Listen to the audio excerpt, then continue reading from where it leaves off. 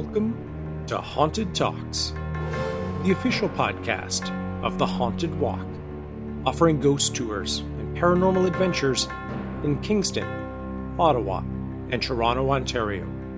My name is Jim Dean. I am the creative director, and we really appreciate you joining us for today's episode.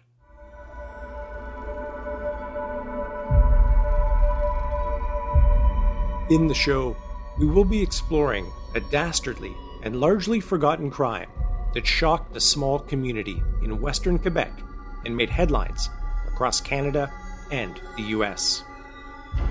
In 1933, as dawn was breaking on a summer's morning, 5 family members were hunted down and brutally murdered on their homestead. The evidence gathered from the vast crime scene unexpectedly seemed to point the finger at one of their own. But before we get to that, I do have some exciting news to share. First, on the haunted jail front, our haunted jail tours in Ottawa have expanded their schedule recently so that we're now running Tuesday to Sunday evenings, as well for the first time ever offering daytime tours on Saturday and Sunday afternoons. So if you're going to be in or around Ottawa, definitely encourage you to check out those tours. We are also excited to announce that we are partnering once again with our good friends from Phantoms of Yore, a paranormal investigation team, for a public investigation of the Loringnel Jail, which is about an hour or so east outside of Ottawa. If you've ever watched ghost hunting shows on television and wanted to try your hand at doing a bit of an investigation, we are giving you that opportunity on August 28th and 29th, 2020. In Toronto, in addition to our Spirits of the Distillery District Ghost Tour, we recently restarted our Campus Secrets Inspectors Tour, which focuses on the ghost stories of the University of Toronto, and the original Haunted Walk of Toronto is returning in early September. In Kingston, in addition to our original Haunted Walk, we of course have tours at Fort Henry National Historic Site, and I do want to give a quick shout out to the good folks at Fort Henry, as they've recently started their own podcast called Hilltop History. So if you're a big fan of Fort Henry or just enjoy history from that time period, I highly encourage you to check out their new show. And information about the tours and to purchase tickets, you can visit our website, hauntedwalk.com. Please be sure to subscribe and rate Haunted Talks wherever you listen to us. And if you enjoy the kind of content we share here on the show, I would definitely recommend following us on social media, on Facebook, Instagram, or Twitter, all 3 at Haunted Walk.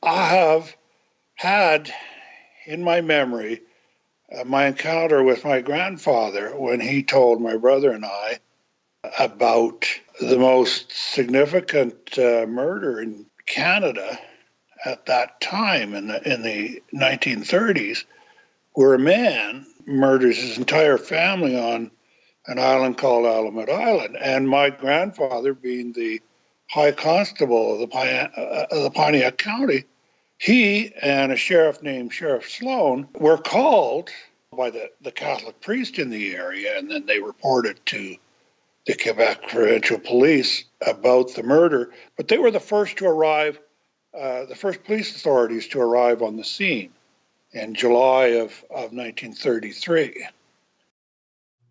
Allow me to introduce you to Keith Landry, a retired public servant who now researches and writes books on Canadian crime stories.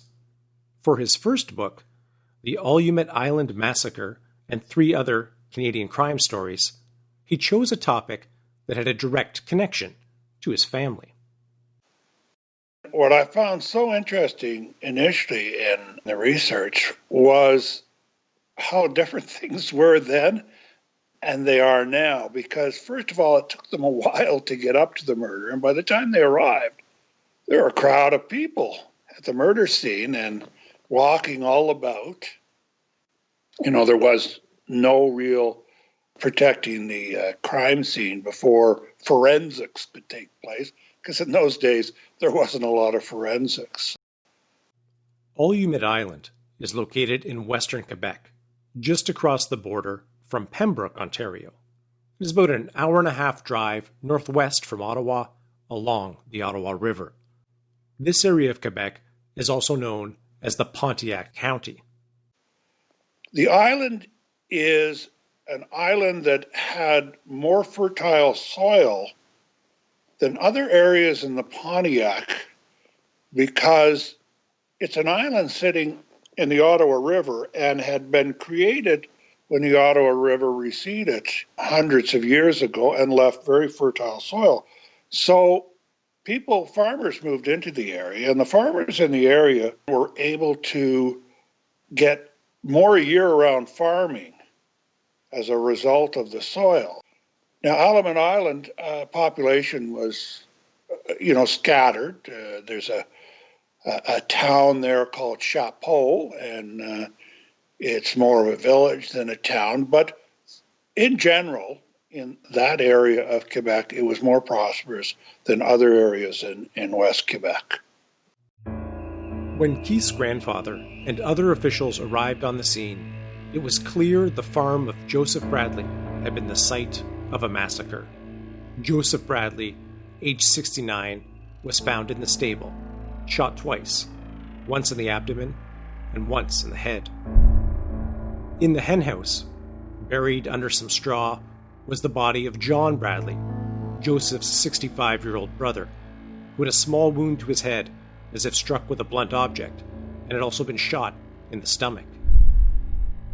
Inside the log farmhouse was the body of Joanna Bradley, age 37, the daughter of Joseph, who had been shot in the neck. From the powder marks around the wound, it appeared the barrel had only been 6 inches away when the rifle was fired. In the kitchen was found the body of Margaret Bradley, Joseph's 69-year-old wife. She had been shot clean through her chest. In one hand, she still held a toothbrush, and in the other, a glass, as if the attack had caught her completely off guard while brushing her teeth. Upstairs in the bedroom was the body of 45-year-old Tom Bradley, Joseph's son, who was discovered in bed with 2 gunshot wounds. With the 5 bodies scattered over such a large area, this did not seem like a crime of passion or opportunity, but the deliberate hunting down of an entire family. According to the Catholic priest, they were outstanding people in the community. They're outstanding members of the parish. And in those days, that carried a significant weight if you were considered by the parish priest to be good members in standing. They were known as good farmers. I mean, these were difficult times. These are the 1930s when they no longer could sell surpluses to other people. They were living probably just off the land for themselves for the most part. They were in significant debt for the land that they had bought to a Pembroke banker, and they weren't making payments. So they were in as much difficulty as I'm sure a lot of the other farmers in the area, but they were seen as a good family. Well, I think the most significant things that were surfacing was they learned that it was a rifle. They found bullet shells lying around. They learned from one of the neighbors that a man had been running around the site with something covering his head. I think initially they were puzzled, but they did gather some information that would be used later on in the trial that was very helpful. The only member of Joseph Bradley's family that was not killed was his son Michael, who lived next door. What was odd is that after being informed about the murders, he did not walk the 300 to 400 yards to go over to the crime scene for himself. Instead, he went for a walk to a nearby store.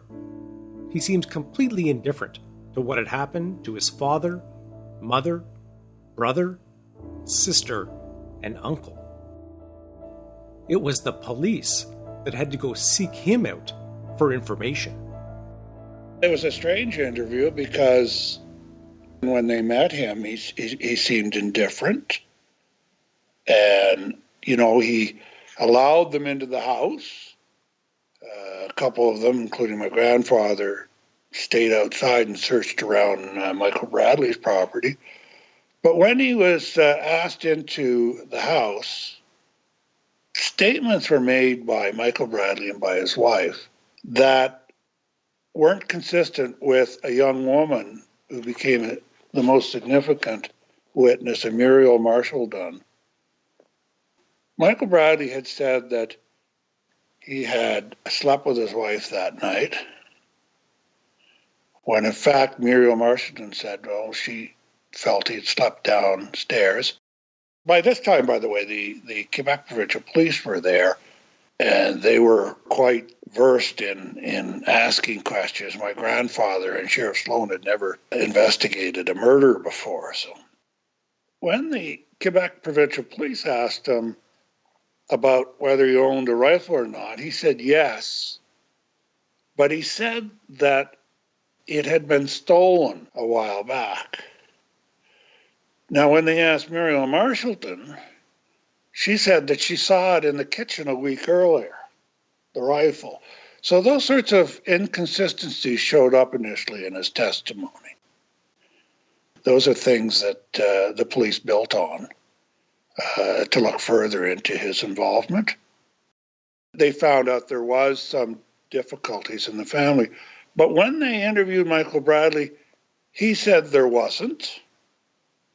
He said, just normal family stuff. He didn't bring a lot into it, that there were difficulties between the two.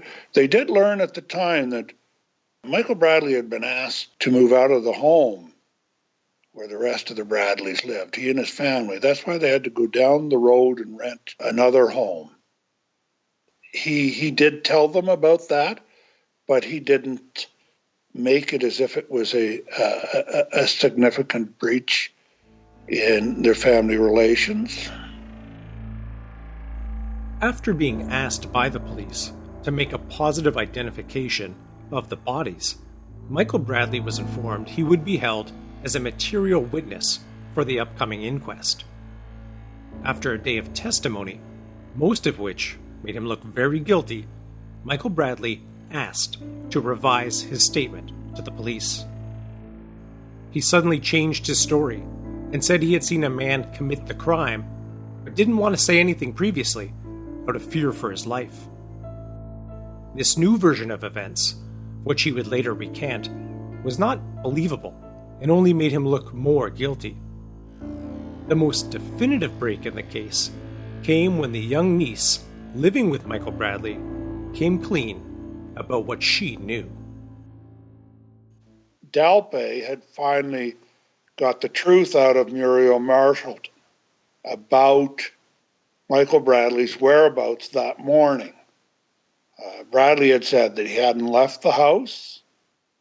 Well, young Marshallton, the young girl who was living with the family and helping out Bradley's wife with the children, said that he, in fact, had gone out earlier than 7 o'clock in the morning. Before 7 o'clock in the morning, he had left the house, cut across toward the Bradley house, and then had come back and had gone into the shed. And in the shed, he had changed some of his clothes. Based on this information, a more extensive search was conducted of the cowshed. Buried there, they discovered Michael Bradley's rifle. The shells that they had found at the Bradley farm, where all the murders had taken place, matched to the rifle. So that's when they had the goods on Michael Bradley. Shortly after the rifle was discovered, Michael Bradley requested to make another statement. This time, he makes a full confession. Reading here from Keith's book. I do not know why I accused Canton. I was the man who covered my head with the coat. I got up early in the morning and went to my father's farm. When I got there, my uncle opened the stable door. I thought it was my father, so I shot him and dragged him into the henhouse and covered the body with hay. Then my father appeared, and I shot him. Then my sister came along, shouting that she was going to get Tom to shoot me. I chased her to the house, shot her through the door of the living room. I then turned around and shot my mother. I went upstairs, where I shot Tom. I pulled the blinds in the house down and went out, pulling the coat over my head. I proceeded to my house through the field. I went home, where I put the gun and box of cartridges in the holes I dug in the cowshed's dirt floor. I returned to my father's place and saw the men that had heard the shots gather in front. I watched them for a while and then ran across the field back to my place. I met Muriel as I left the field and entered my yard. I told her that if a man comes and asks if I have been out, to say no. I then had my wife wash my overalls. My wife had nothing to do with this. The detective asked why Michael Bradley had done this, to which he replied, I had helped my father buy the farm, but my family was pushing me out. My father would not let me use cut wood from his piles. My sister was always mean to me. We had to move, and I needed to pay rent for my house. And then my father asked me to give him $1,000 to pay off the late mortgages and accumulated interests. My father made all the decisions, some bad ones, that cost us, and he wants more money from me. He doesn't listen to me about our farming things, and we might as well lose the farm. I had had enough. What is truly bizarre, given the magnitude of that confession, and what ends up being a serious issue later, is that the detectives who took that statement did not get him to sign a written copy of the confession. As Michael Bradley's trial begins, almost a year to the date of the murders, his lawyers immediately argue that his confession is inadmissible. Their argument was that the statements were not admissible, and the first judge did not allow his confession to be admitted. Without this extraordinarily important and relevant evidence, the trial continues. However, even without the confession, the other evidence against Michael Bradley is pretty damning. His rifle was used to commit the crimes. He and his wife had said the rifle had been lost when it was later found buried in the cowshed that Michael Bradley had visited shortly after the murders had taken place. And there was a history of financial dispute between Michael and his father. Nevertheless, and quite surprisingly, given the violent nature of the crime, the first jury was unable to return a unanimous verdict. I have learned from my research that it was really difficult in those days for police and prosecutors to get a murder conviction. Now, number one, they don't have all the forensic evidence that we have today, so a lot of it is on witnesses and hearsay, etc. Now, one of the things that judges and juries in those days really looked for were eyewitnesses. So there were no eyewitnesses to this murder. Nobody could say, I saw Michael Bradley shoot one or more of his family members. So without his confession, you've got all of these statements around things that infer he did it, and things about the rifle. I mean, how many people in those days owned that type of caliber rifle? And some of the evidence was about his arguments over the money around the farm, the loan around the farm. Michael Bradley had gone to Pembroke to the mortgage broker and asked for the land to be divided up. And the mortgage broker says, I'm sorry, but that land belongs to your dad, and we can't divide it up. But how many more of those issues would have been among that population in the 1930s? We're talking, the Depression. So I believe the jury had trouble coming to the idea that if they say guilty, he's going to be hanged. And without the confession, they came back with that verdict. Don't forget, this is Campbell's Bay, which isn't very far from Allumette Island. And when you go through some of the newspapers, you'll see that he had family all over. I mean, they were relations all over the place. So any one of those jury men may have had some business or family relations with Michael Bradley. At Michael Bradley's retrial 6 months later, the defense once again argued that the confession was inadmissible. This time, their challenge was unsuccessful, and the judge ruled that despite the fact Bradley was being held as a material witness at the time, and there was no signed confession, he had made those statements voluntarily, and they could be introduced at the trial. With the confession now being admitted, it left the defense very few options. They came up at that point trying to put forward the insanity plea. His lawyer was trying to save his life by saying that Michael Bradley was not sane.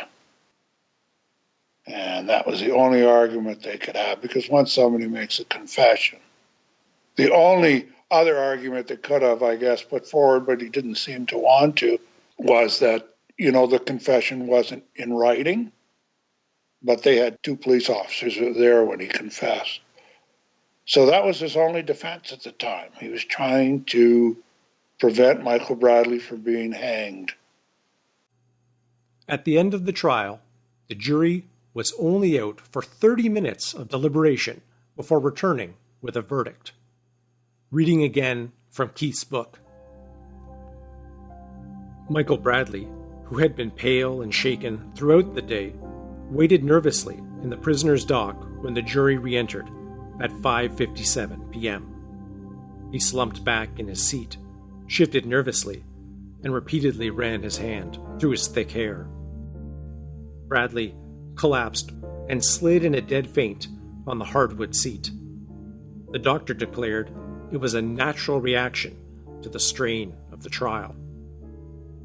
The justice provided a 10-minute adjournment while the doctor checked on Mr. Bradley. Water was provided, and Bradley came to his senses. The courtroom, with nearly 300 spectators, including Mrs. Bradley, who sat in the front row, became silent. Mr. H.J. Kearney, court clerk, asked, "Are you agreed on the verdict? Is the prisoner guilty or not guilty of the crime for which he is indicted?" The foreman spoke these words: "Guilty of murder." The courtroom's silence rose to a loud murmur upon hearing the verdict. Mrs. Bradley was seen silently crying in her seat in the front row. Bradley's lawyer, already standing, shouted out, "I ask for a poll of the jury." Each jury member responded, "Guilty of murder." Bradley fainted again. This time, there was no rush to check on him. He lay slumped on the floor of the prisoner's dock. The justice shouted out silence to the exuberant crowd. In a deep, firm voice he spoke, "You shall be taken to the prison in the district of Pontiac at Campbell's Bay, from whence you came, on the 5th day of April, within the walls of that prison in which you shall be confined. You will be hanged by the neck until you are dead. May God have mercy on your soul." Many people in the Pontiac region signed a petition after he was sentenced to death, asking the Attorney General in Quebec City to put aside the death penalty for Michael Bradley. A significant percentage of the Pontiac County's people that signed that. I'm sure there are a number of people who felt that his grievances were legitimate. I'm sure there are lots of people in the area that knew Michael Bradley personally. From what I read and in my research found that there weren't very many people that disliked Michael Bradley. He wasn't a bad person.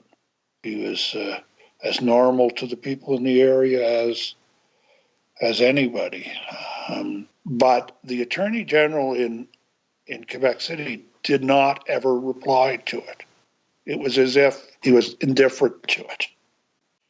Well, you know how people look at people that do horrible things like this, they look at cause and effect, and sometimes when they look at the cause, they jump to easy things like, Michael Bradley was greedy, and his family wasn't treating him right. But in my research, I found that one of the most significant negative things that can happen in a person's life is to be ostracized by his family. It's a terrible thing for an individual to not feel part of something that, he was born into. He was ostracized by his family. He was kicked out of his house. And then he had to raise his own family, his wife and children, and he had to depend on his father to make all the decisions on the farm. And I feel that he felt he could do a better job than his father, and he was afraid that his family was going to suffer from the debts that were being created on the farm and the threat of them losing the farm. He would be impacted by his father, who seemed to be making all the decisions.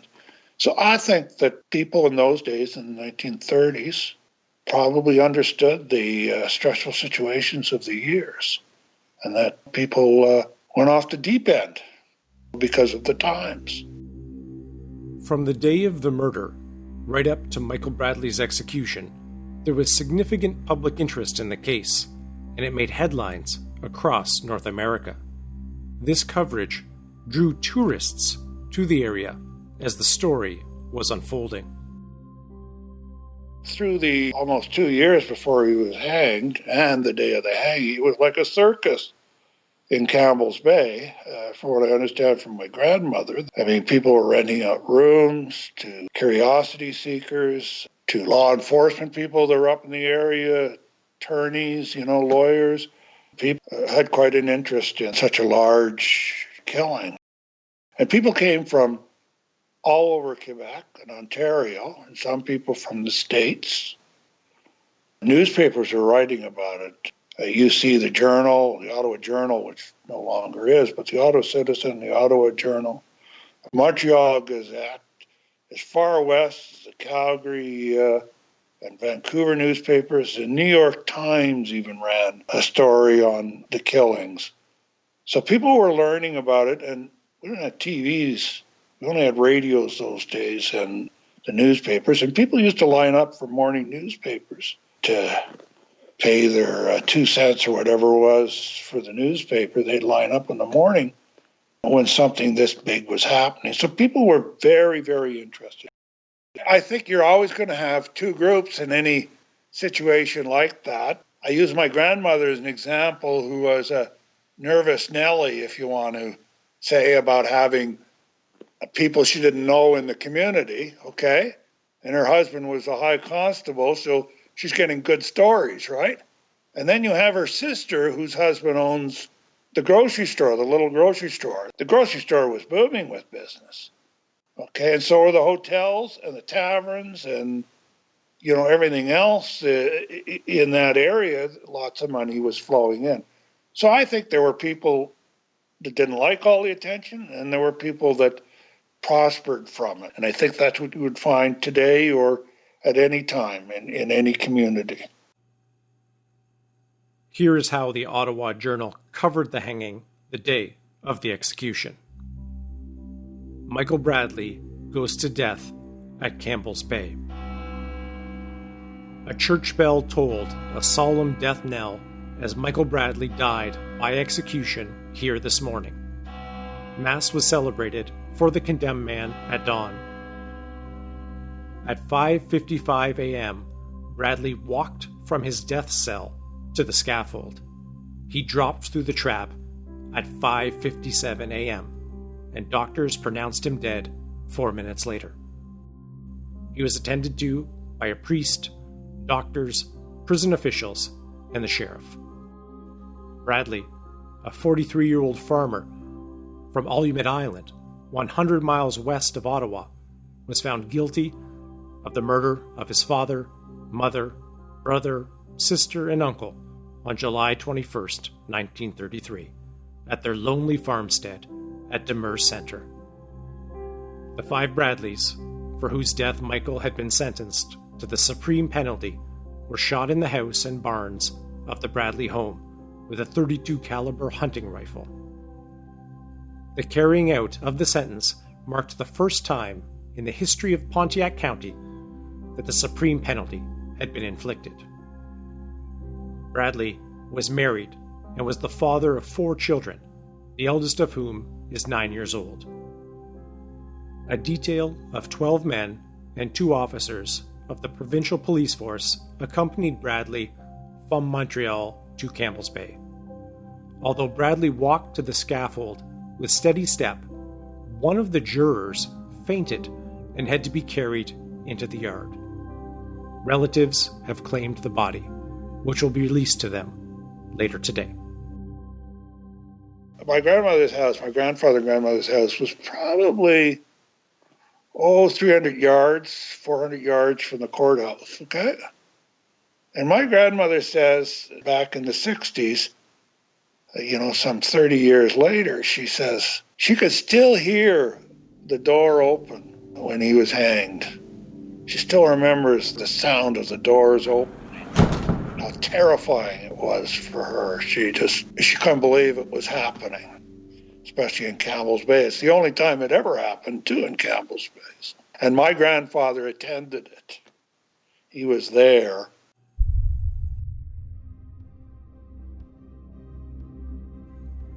Keith, we really appreciate you coming on Haunted Talks and sharing the story with us today. The book, which I highly recommend, is the Allumette Island Massacre and 3 other Canadian crime stories. Keith, if our listeners are interested in purchasing a book or to see some of your other titles, where would be the best place for them to go? Well, the first thing, Jim, is I have a web page, and it's Keith, Keith, H as in Henry, which is my middle name, Landy, LANDY.com. I'm going to tell you that at 70 years of age, when you go and create your own web page and you screw up, it's too hard fixing up, so I just left it as Landy. And the second one is Amazon. Anytime you're interested, all you have to do is type in Keith Landry on Amazon, and it'll show up all my books that I've published, and it'll also show the synopsis of each one. So you can get a real good idea by reading the synopsis. A special thanks to Keith Landry once again for joining us for the episode. And thanks so much to you for joining us to listen. For more information about our Ottawa Haunted Jail tour or our public investigation of Loringnell Jail with Phantoms of Yore, as well as our other tours in Kingston, Ottawa, and Toronto, please visit our website, which is hauntedwalk.com. Be sure to subscribe and rate the show wherever you listen to us, and we would love to connect with you on Facebook, Instagram, and Twitter, all 3 at Haunted Walk.